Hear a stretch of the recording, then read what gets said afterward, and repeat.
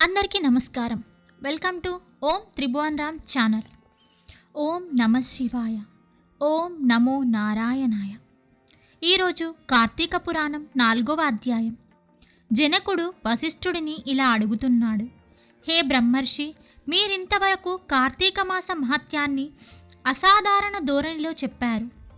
అయితే ఏ సంకల్పంతో ఈ వ్రతం ఆచరించాలో ఇప్పుడు వశిష్ఠుడు ఇలా అంటున్నాడు. అన్ని పాపాలను తొలగించి పుణ్యాలుగా మార్చేది అయిన ఈ కార్తీక వ్రతానికి ఫలానా సంకల్పం అనేది ఏమీ ఉండదు. ఈ కార్తీక వ్రతం ఆచరించడం వలన నశించనంతటి పాపం అనేది ఇంకా ఈ ప్రపంచంలోనే లేదు రాజా అని వశిష్ఠుడు అన్నాడు. అందువల్ల వ్రతధర్మాలను దానివల్ల ఫలితాలను చెబుతాను, శ్రద్ధగా వినండి అని వశిష్ఠ మహర్షి ఇలా చెప్పసాగాడు. కార్తీక మాసపు సాయంకాలం శివాలయంలో దీపారాధన చేయడం వలన అనంతమైన ఫలితం వస్తుంది. శివాలయ గోపుర ద్వారా శిఖరాలలో గాని శివలింగ సన్నిధిలో గాని దీపారాధన చేయడం వల్ల అన్ని పాపాలు అంతరించిపోతాయి. ఎవరైతే కార్తీక మాసంలో శివాలయంలో ఆవునేతితో గాని నువ్వుల నూనెతో కానీ ఇప్ప నూనెతో కానీ నారింజ నూనెలతో కానీ దీప సమర్పణం చేస్తారో వాళ్ళు ధర్మవేత్తలు అవుతారు.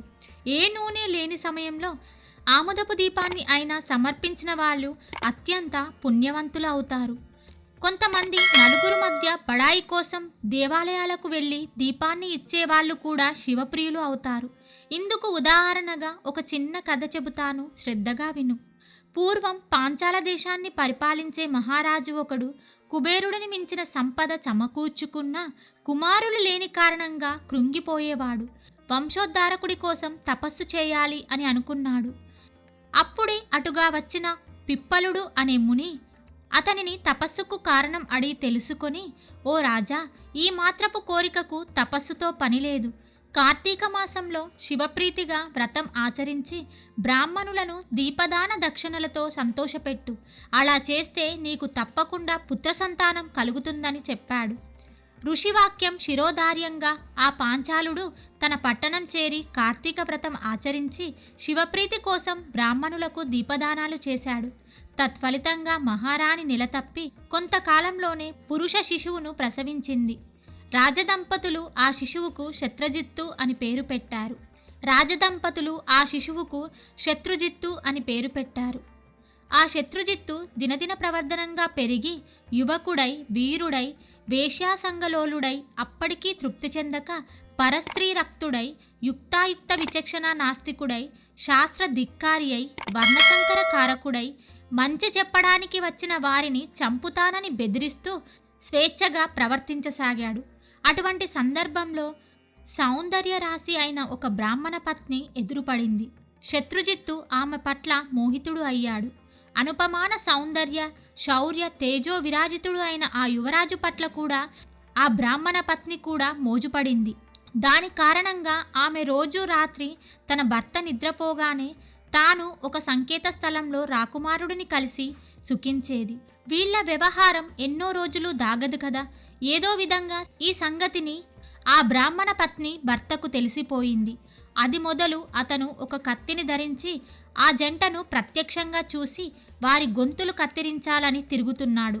మహాకాముకులైన ఈ బ్రాహ్మణ పత్ని ఆ శత్రుజిత్తుకు కాని ఈ సంగతి తెలీదు. రోజులు ఇలా గడుస్తుండగా ఒకానొక కార్తీక పూర్ణిమ సోమవారం నాటి రాత్రి ఆ కాముకులు తమ సుఖాల కోసం ఒకానొక శిథిల శివాలయాన్ని సంకేత స్థానంగా ఎంచుకున్నారు. అర్ధరాత్రి వేళ వాళ్ళు అక్కడ కలుసుకున్నారు. గర్భగుడిలో అంతా చీకటిగా ఉంది. ఆ బ్రాహ్మణ పత్ని తన చీర చెంగు చింపి వత్తిని చేసింది.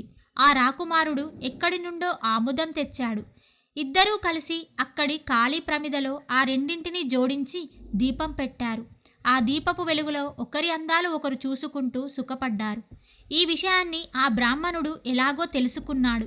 కత్తి పట్టుకొని వచ్చాడు. ముందుగా శత్రుజిత్తుని, అనంతరం తన భార్యను తెగనరికి తాను కూడా అదే కత్తితో పొడుచుకొని ఆత్మహత్య చేసుకున్నాడు.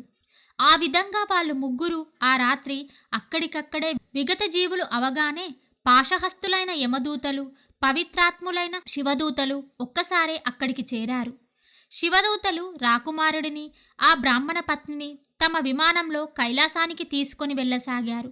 యమదూతలు అమాయకపు బ్రాహ్మణుడిని తమతో నరకం వైపు లాక్కొని వెళ్ళసాగారు. అందుకు ఆశ్చర్యపడిన ఆ బ్రాహ్మణుడు, ఓ శివదూతలారా, కాని పని చేసిన వారికి కైలాసభోగం, నా వంటి సదాచారుడికి నరకయోగమా అని ప్రశ్నించగా, దానికి శివదూతలు, వీరెంత పాపాత్ములు అయినా ఈరోజు కార్తీక పూర్ణిమ, సోమవారం కాబట్టి శివాలయంలో, అందులోనూ శిథిలాలయంలో శివలింగానికి ఎదురుగా దీపారాధన చేశారు. కాబట్టి వారి వారి పాపాలు నేరాలు నశించి ఏ కారణం చేతనైనా సరే కార్తీక మాసంలో, అందున పౌర్ణమి రోజు, పైగా సోమవారం రోజు దేవాలయంలో దీపార్పణం చేయడం వలన అత్యధిక పుణ్యాత్ములైన ఈ పాపకర్ములను చంపిన కారణంగా నువ్వు పుణ్యహీనుడివి, పాపాత్ముడివి అయ్యావు. అందుకే నీకు నరకం, వీరికి కైలాసం అని చెప్పారు.